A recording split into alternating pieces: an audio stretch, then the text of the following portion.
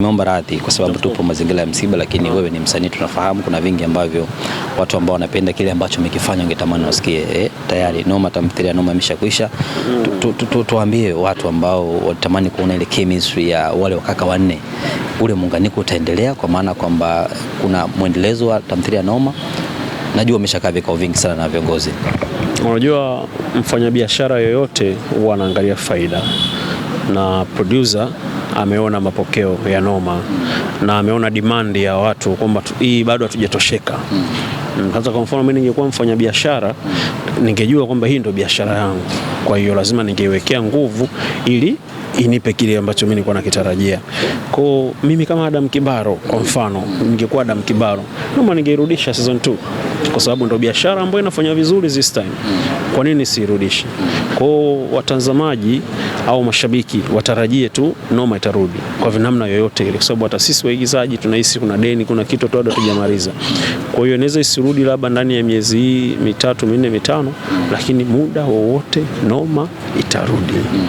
Sababu tumewaacha watu na wenyewe wanatamani Noma irudi. Sasa kama wewe una mzigo wako ndio mzigo unaohitajika sokoni, unasema usiuzi, nauza mzigo ambao unahitajika sokoni, unataka nini? Unataka hasara?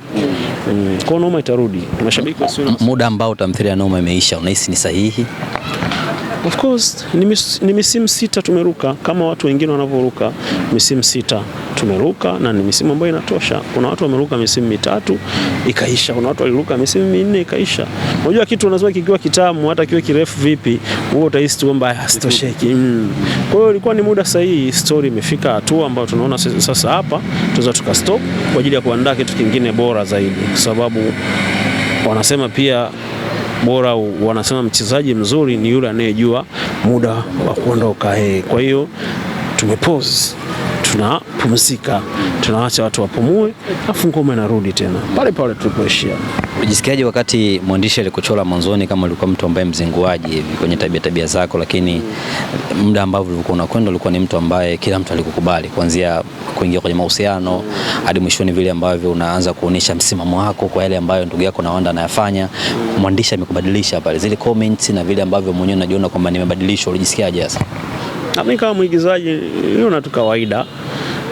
Kama mwigizaji nilikuwa nafanya kazi yangu, niona ni kawaida tu, lakini ingawa mimi matamanio yangu sikutamani kila mwisho wa character kuwe kuna mwisho mwema. Wengine wana mwisho mbaya tu. Let's say Adam angeendelea na shughuli zake zile, labda yule Irene angechoka kumbembeleza Adam, naye angeendelea na shughuli zake zile. Adam angeanza kupata wivu, labda let's say ndo angeanza kumtaka Irene angekaza kama wewe, mimi endelea na maisha yako, mimi sikutaki, nimeshakulilia sana. Kwa mimi binafsi ningekuwa mimi ningeimalizia hivyo kwamba sio kila siku mvumilivu atakula mbivu. Kuna sometimes mvumilivu anaweza kuzikuta zimeoza. Kwa binafsi tulimaliza vile sawa, kwa sababu mimi ni mwigizaji na ningeamua mimi ningeitwist ninavyoweza, vyote sawa tu. Lakini kwa maisha ya kawaida kuna baadhi ya vitu ukibadilika vinaleta tija, kwa sababu yale maisha aliyokuwa anaishi Adam kwenye Noma hayakuwa na tija yoyote. Kulipiza kisasi, kulala na kila mwanamke, kuambukiza watu maradhi, wengine hawana hata makosa, sio maisha yale. Kwa mtu kuumwa au kuwa na maambukizi ya ukimwi sio mwisho wa maisha yako.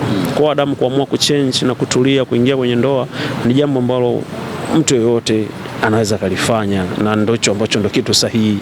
Kupata maambukizi ya VVU sio mwisho wa maisha. Unaweza ukaishi maisha mazuri tu ukiamua kufuata procedure za namna ya kuishi. Kama shabiki umefurahishwa namna ambavyo reaction ya marafiki watatu mara baada ya kugundua tabia mbaya ya Nawanda?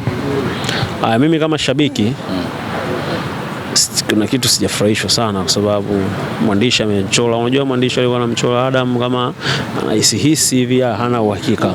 Kwa baada ya kupata uhakika, mwandishi bila angemwacha kidogo Adam aonyeshe kwamba kwa nini kilikuwa kinamuuma. Unajua marafiki waga tunamalizanaga kwa makofi hivi ganja nini. Kwa Adam mimi nilikuwa natamani amtafute Nawanda zipigwe kweli kweli, yani zipigwe, lakini ndio hivyo mwandishi akaona bwana, huyo sio mke wako wewe, mke wa Tony.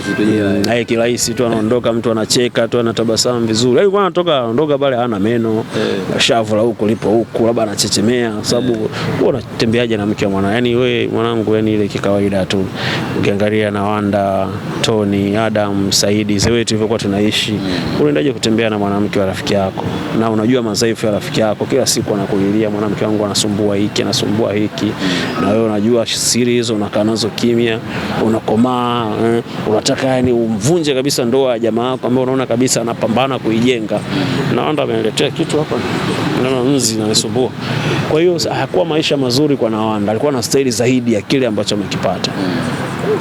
Sababu ya muda naomba tuishi hapa. Zungumza kitu na mashabiki zako, watu ambao wamependa karakta ya Adam kwenye tamthilia ya Noma. Kwanza asanteni sana Nyundo TV sababu mmekuwa na sisi toka tunaanza Noma mpaka leo imefika tamati kwa hii awamu ya kwanza. Niwashukuru nyie kwanza kwa sababu mnatuconnect na watu ambao ingekuwa sio rahisi wengine labda kukutana nao barabarani au kutuona maisha yetu ya binafsi sasa huko nje nikiwa kama Rufingo nazungumzaje kuhusu Adam. So pili, nawashukuru mashabiki zetu wote ambao walitenga muda wao kutazama Noma, walitenga bando zao kwa kututumia comments kwenye simu, walitenga muda wao adhimu ambao wangefanya vitu vyao vingine wakatutazama sisi, wakatuevaluate, wakatupokea. Nawashukuru sana. Ambapo kulikuwa kuna mapungufu mtusamee, sisi ni binadamu, ambapo palikuwa tumefanya vizuri mtupongeze sababu binadamu anapenda sifa. Mtupongeze ili walao tuone kuna kitu fulani tunakifanya. Lakini asanteni sana for comments, asanteni sana kwa ajili ya mawazo yenu, tunayafanyia kazi. Tarajieni mambo mazuri yanakuja na msichoke, sisi ndio wasanii wenu, msichoke. Shukrani sana. Nashukuru sana. Naam, kutoka maeneo ya Kawe, sehemu ambapo ndipo msiba wa mzee wetu mzee Onyango, mmoja kati ya wazee ambao wameshafanya makubwa kwenye tasnia ya uigizaji na sanaa kwa ujumla, na miongoni mwa wasanii ambao na wenyewe wamefika wa awali kabisa kwa ajili ya kuja kutoa pole na maombolezo yao ya mwanzoni ni pamoja na ndugu yetu hapa tunamfahamu kwa jina la Adam kunako tamthilia ya Noma, moja kati ya tamthilia ambayo na yenyewe imefanya makubwa, kwa sasa imekwisha. Nazungumza naye atuambie vile ambavyo alikuwa anamfahamu marehemu na walau kwa uchache kifo cha mzee Onyango, funzo gani amelipata kama binadamu. Mzee wangu nakwaje? Haisee poa kaka. Mambo yanaenda fresh, Mungu mwema. Pole kwa msiba bwana. Poleni sote.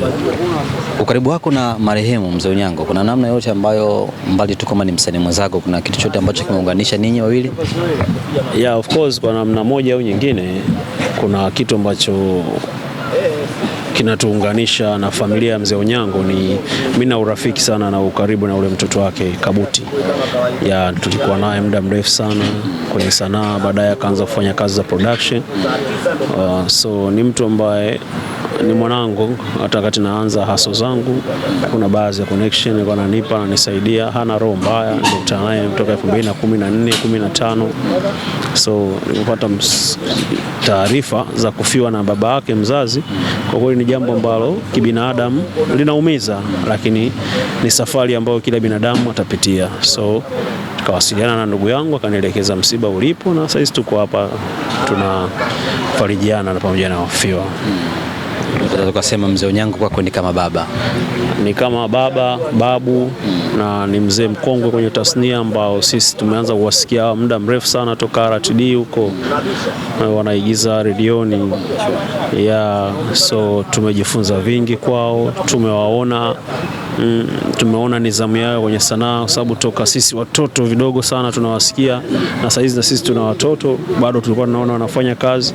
So kuna funzo ambalo tumekuwa tukijifunza kutokana na wazee wetu waliotutangulia, nidhamu. Bali ni baba wa rafiki yako, wewe ni msanii na yeye alikuwa ni msanii. Wewe ni miongoni mwa wasanii ama ninyi ni miongoni mwa wasanii wa awali kufika msibani hapa kwa ajili ya maombolezo ya awali. Natamani nifahamu hapa kuna funzo gani limetokea. Kuna watu wengi hawapo muda huu na kuna watu wengi ndio tunaamini hataweza kuja, lakini ninyi kuja kwenu kwa mwanzoni kuna kitu gani hapa kati?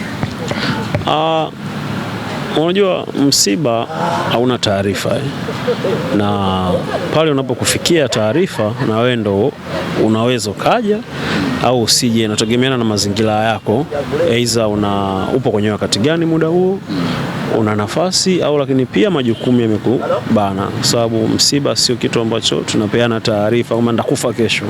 So kwa mtu kama hajafanikiwa kuja muda huu au hajashtuka muda huu, siwezi kujaji, kwa sababu siwezi kujua mazingira yao, kwa sababu ni swala ambalo tunaweza kushiriki kwa namna nyingi. Unaweza ukashow hapo msibani, lakini unaweza kutuma salamu zako za rambirambi kwa namna yoyote ile. So sioni kama ni kitu ambacho cha kumjaji sana mtu, kwa sababu sisi ni Watanzania, mazingira yetu tunayajua wote, kwa sababu kuna misiba mingine ambayo ilitokea na mimi sikuweza kuhudhuria au nilichelewa kwenda au sikuenda kabisa.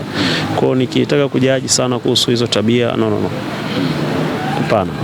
Naomba nikutoe kidogo msibani, ila pia niombe radhi. Tupo kwenye mazingira ya msiba, lakini tunafahamu wewe ni msanii, bila shaka kuna vingi ambavyo washabiki zako